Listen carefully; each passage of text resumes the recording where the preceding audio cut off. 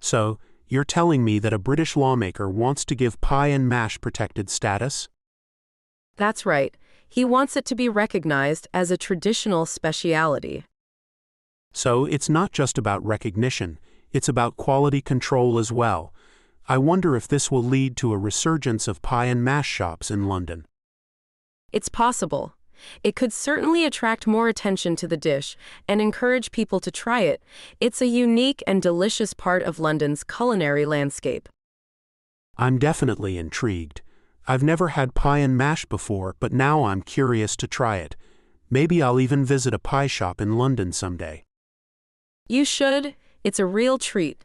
And if it gets protected status, you'll know you're getting the authentic experience. I'll keep that in mind. Thanks for telling me about this. It's fascinating to see how food can be a window into a city's history and culture. You're welcome. It's definitely a story worth exploring. And who knows, maybe pie and mash will become a global phenomenon someday.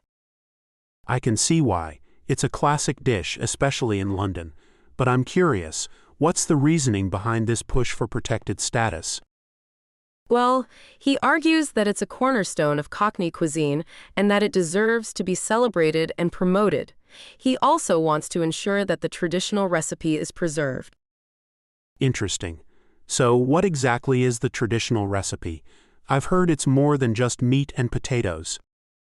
It's a pie filled with ground beef, accompanied by mashed potatoes and doused in a parsley sauce called liquor.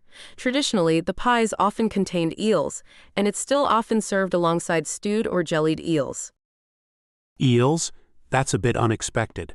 I guess it's a testament to the history of the dish, how it evolved from working-class Londoners' food. Exactly. It's a reminder of the city's culinary heritage, and while pie and mash shops are still around, they're not as common as they used to be.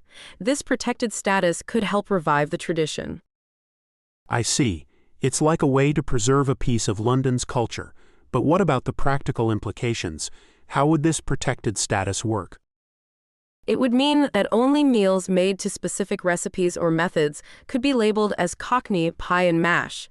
There would be periodic checks to ensure that manufacturers are sticking to the rules.